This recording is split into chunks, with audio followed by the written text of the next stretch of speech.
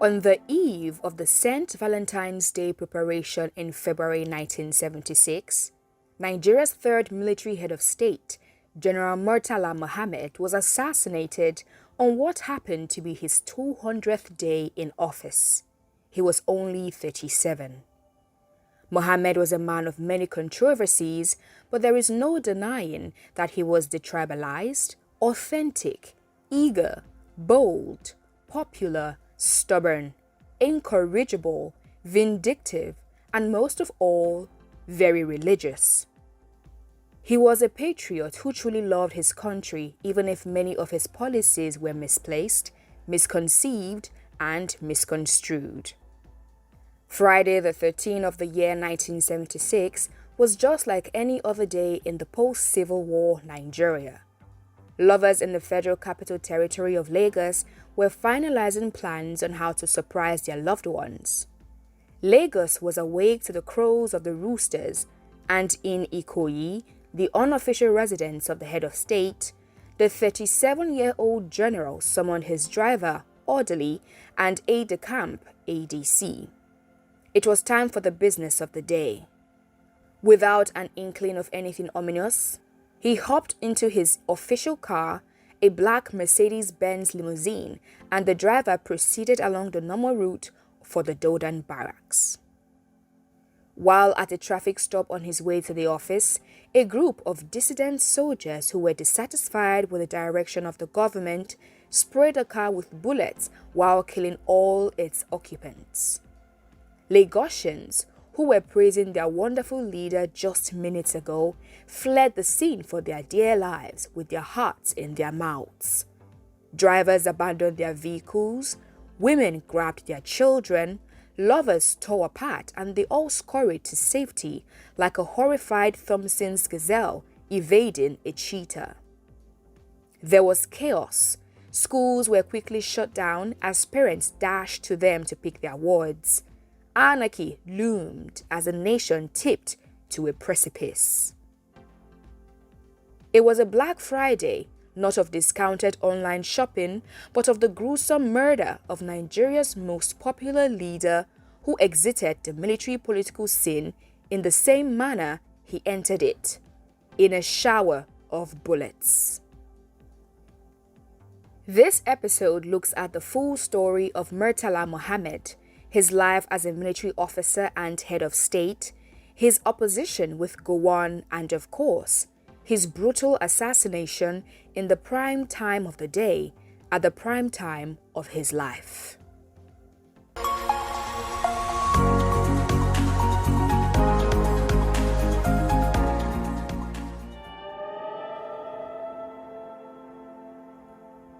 Murtala Muhammed was born Murtala Rufai Muhammad in Kano, northern Nigeria, on November 8, 1938. However, he changed his name to Murtala Ramat Muhammad when he became Nigeria's military head of state on July 30, 1975. After graduating from the Barewa College in Zaria, Muhammad entered the Nigerian Army in 1959, and he was initially educated at the Royal Military Academy, Sandhurst, in the United Kingdom as a regular combatant. Murtala Muhammed was commissioned second lieutenant in 1961, rising to the rank of lieutenant 7 months later. In early 1962, he served a tour of duty in the Congo as part of the United Nations peacekeeping force before returning to Nigeria to serve as ADC to Dr. Moses Majekodunmi, who acted as administrator of the Western region after the declaration of a state of emergency due to the Operation Wetie saga. 28 months after his commission, Murtala Muhammed made the rank of captain, and he was given command of a signals unit at the brigade headquarters in Kaduna. By late 1964, he had been promoted to temporary major, subsequently moving to Apapa in Lagos. Muhammad was in Lagos when Nigeria's first military coup took place on January 15, 1966.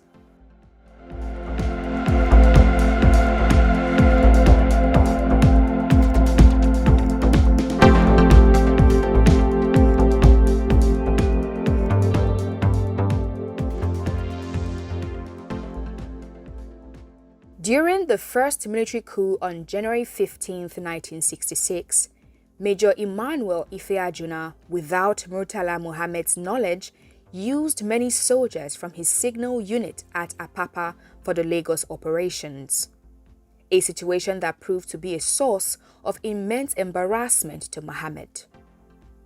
In April 1966, while still technically a substantive captain but temporary major, he was elevated to the rank of temporary lieutenant colonel by the head of state, Major General Johnson Aguiyi Ronsi, who also made him Inspector of Signals, Nigerian Army. After the military coup of January 15, 1966, Major Murtala Muhammed played a crucial role in mobilizing sentiments among northern soldiers and officers in Lagos for the second military coup in July of that year. The coup he planned and postponed no less than 3 times, along with T.Y. Danjuma, Martin Adamu and others, however, was overtaken by events on July 29, 1966, as a result of an unplanned sequence of events at Abeokuta, in which Lieutenant Colonel Gabriel Okunweze, Major John Obienu and others were impulsively shot to death by northern non-commissioned officers in the officers' mess. When it became clear to the northern soldiers in Lagos that killings had begun in Abeokuta, Murtala Muhammed, Martin Adamu and others were mobilized and operations were launched in Lagos to adapt to the situation. Meanwhile, Major T.Y. Danjuma, who was accompanying General Ironsi on a nationwide tour, wearing a borrowed uniform, cordoned off the Ibadan government house with troops from the 1st Battalion and arrested the general, along with Colonel Fajuyi. Some junior officers and NCOs forced Danjuma aside shortly afterwards, took charge of the situation and kidnapped both men. They were later shot to death and hurriedly buried in a shallow grave.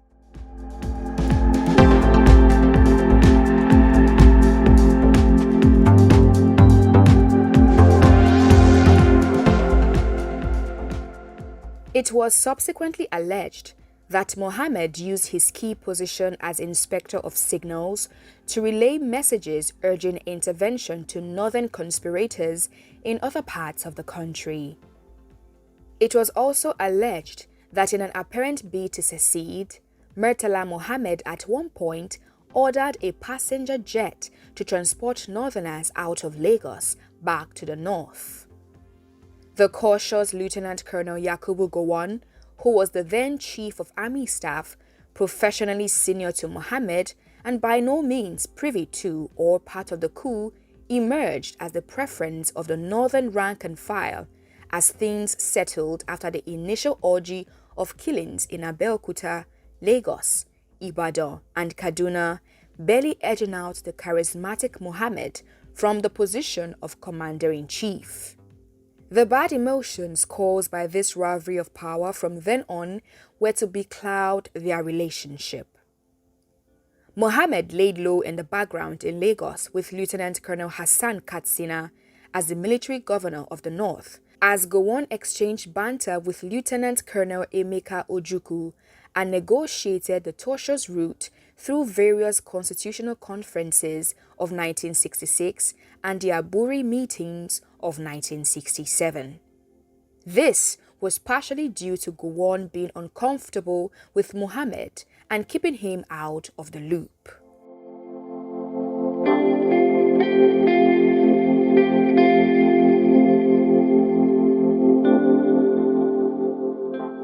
In the time leading to the outbreak of hostilities with Biafra, however, Murtala Muhammed did not hide his feelings that peace talks or not, war was coming, and that arrangements for this inevitability were being made. It is assumed that some of the earliest arrangements for the private importation of arms by northern civilians were made at his urging.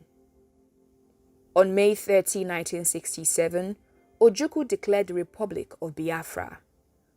Almost immediately, steps to get the situation under control were taken, A full naval blockade of the Bight of Benin and Biafra, later renamed Bonny, was directed. On July 6, 1967, the police action land process of what is currently referred to as the Nigerian Civil War subsequently began. A few weeks later, Ojukwu took a risk. Facing the north-south and south-north axis of the federal advance, around 3,000 Biafran soldiers and militiamen crossed the Niger Bridge at Onitsha into Asaba on Wednesday, August 9, 1967, under the order of Biafran Brigadier Victor Banjo. The Midwest seizure was effectively carried out within 12 hours. The fact that Ibadan and Lagos were next on the Biafran onslaught became apparent. Desperate for a bailout, Gowon turned to the 28-year-old Lieutenant Colonel Murtala Muhammed, who hit the ground running, commanding officers, soldiers, and equipment. By building around a skeleton crew of units taken from other fronts and local units in Lagos and Ibadan, Muhammad built a new army division from scratch.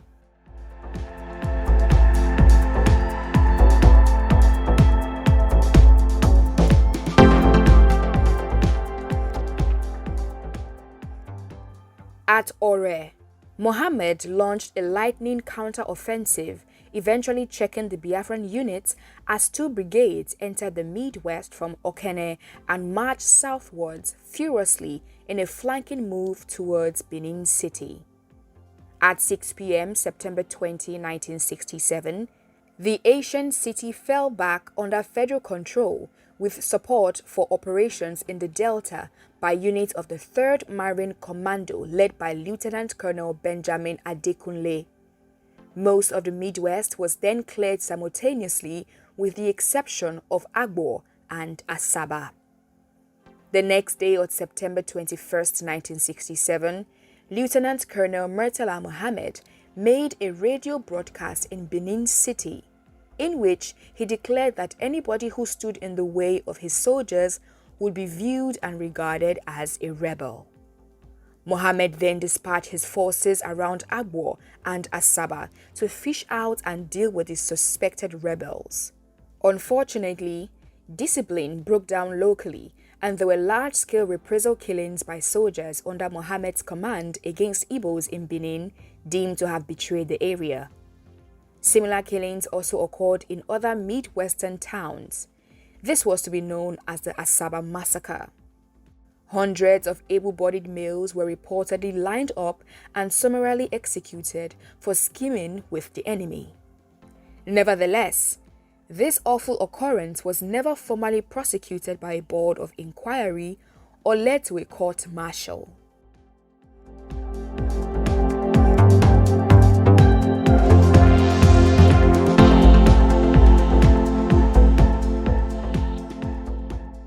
Murtala Muhammed tried repeatedly to carry out an assault river crossing against orders from the Supreme Headquarters by taking Onitsha from Asaba frontally.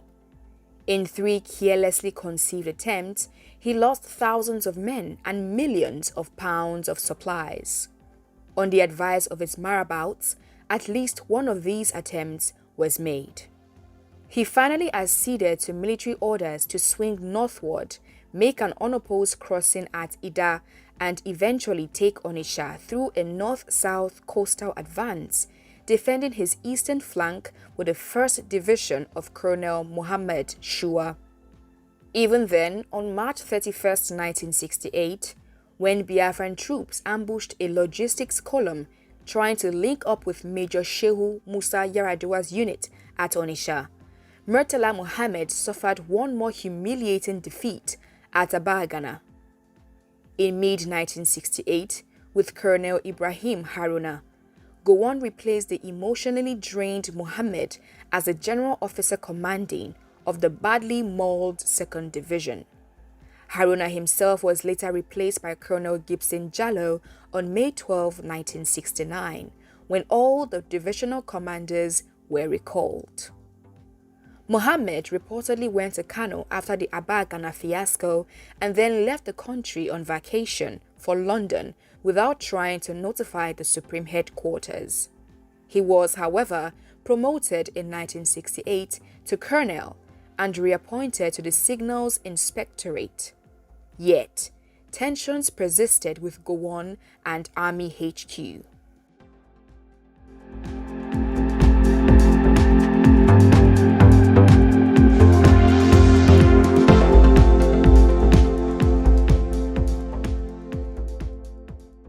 Another interesting move was made by Muhammed close to the end of the battle. He approached Adekunle's successor, then Colonel Obasanjo, commander of the 3rd Marine Commando, in late 1969, appealing to him to slow down the pace of advance of his division, fearing that a rapid victory over Ojukwu would make Gowon a victorious war commander, unapproachable by fellow officers. What Muhammad had in mind was that senior officers would then compel Gowon to share power to end the war as a condition of cooperating with him. Obasanjo resisted and furiously pressed forward with the advance of his division, which finally split Biafra into 2 pieces and ended the war in January 1970. However, in 1971, Muhammad was promoted to the rank of brigadier. He returned as Inspector of Signals after further army coursework abroad.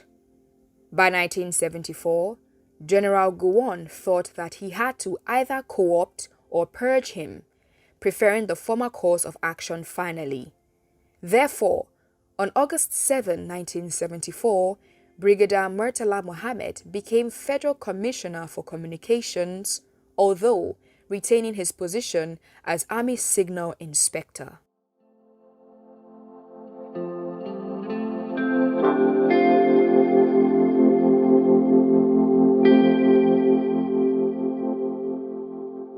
In the army, tensions were already building, accelerated in part by Gowon's decision, declared on October 1, 1974, to renege on his 1976 pledge to hand over to the civilians. The principal bruise, however, was that officers who fought the war felt excluded from patronage. The cabal of Civil War frontline officers who believed they had long been removed from the halls of power and patronage, started to consciously plan to oust General Gowon from power in late 1974, early 1975. Then they approached Brigadier Murtala Muhammed, who reportedly told them that he would not actively join them but would do everything to save their necks if they failed. They timed their coup to coincide with the absence of General Gowon on July 29, 1975, at a meeting of the Organization of African Unity (OAU) in Kampala, Uganda. To prevent being asked to accompany Gowon to Kampala, Muhammad took the precaution of arranging an official trip to London. After Colonel Garba flew to Lagos, a plane left London for Nigeria and was permitted to land in Kano. Although at that time all airports were technically closed, there was an important passenger on that plane, Brigadier Murtala Muhammed.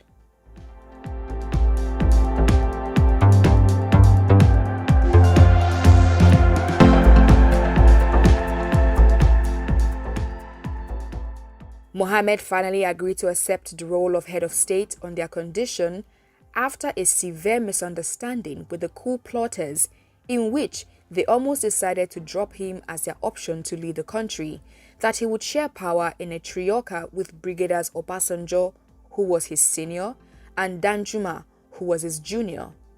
Initially, Muhammad had wanted full executive authority.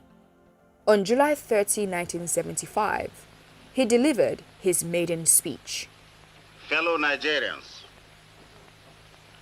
events of the past few years have indicated that despite our great human and material resources, the government has not been able to fulfill the legitimate expectations of our people. Nigeria has been left to drift. This situation, if not arrested, would inevitably have resulted in chaos and even bloodshed.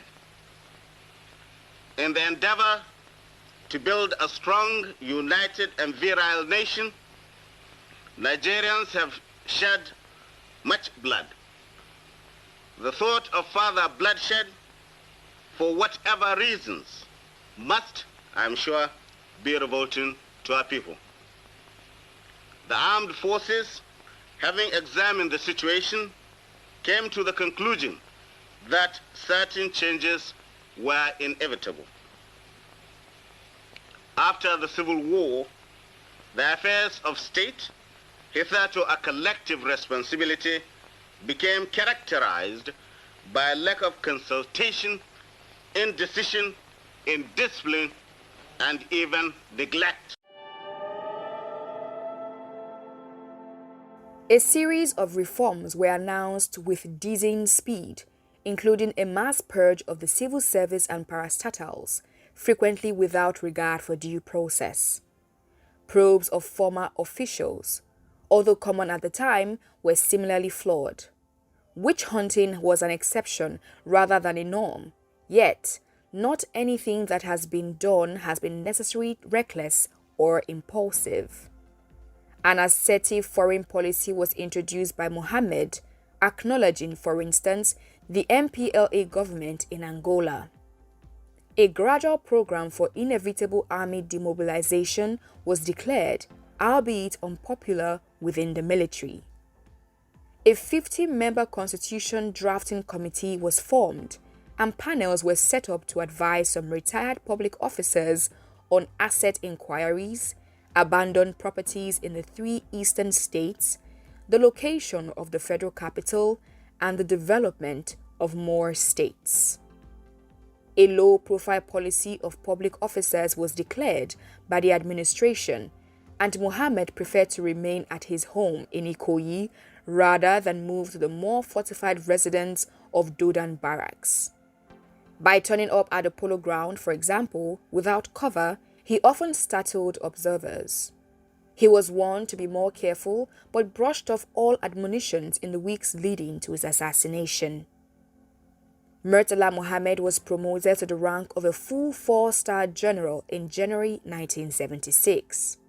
In a move that proved to be contentious within the upper echelons of the military, Danjuma and Obasanjo were both promoted to the rank of lieutenant general.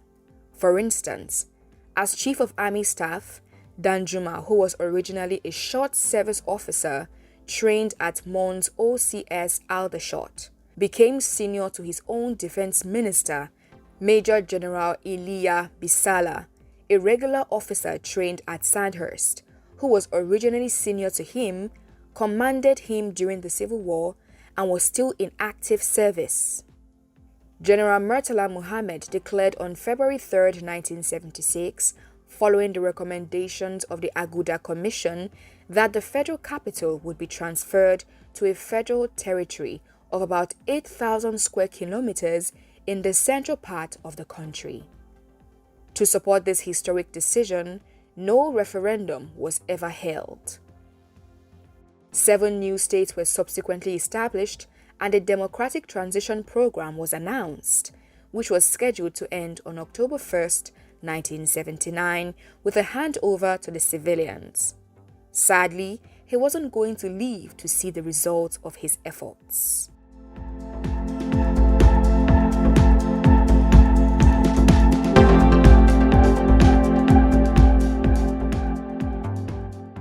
General Murtala Muhammed's colorful and somewhat controversial life came to a tragic end at the tender age of 37 years, 3 months and 5 days, when on Friday, February 13, 1976, a group of soldiers would-be assassins led by Lieutenant Colonel B.S. Dimka rushed over to his car and sporadically sprayed a plethora of gunshots which killed him, his ADC, Lieutenant Akintude Akinsheinwa, and his driver, Sergeant Adamu Minchika.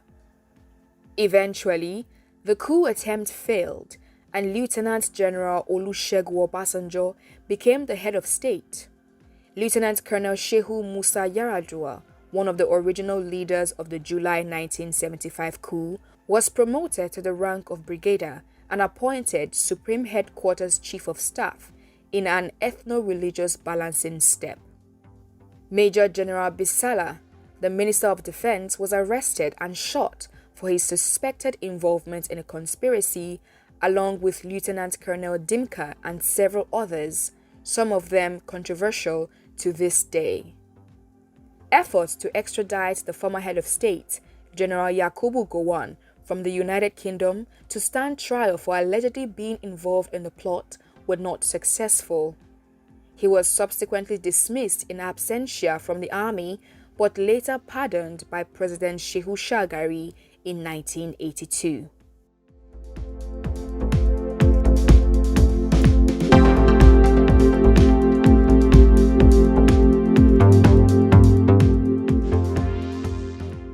Murtala Muhammed remains the youngest Nigerian head of state to die in office and the only one to die before the age of 40.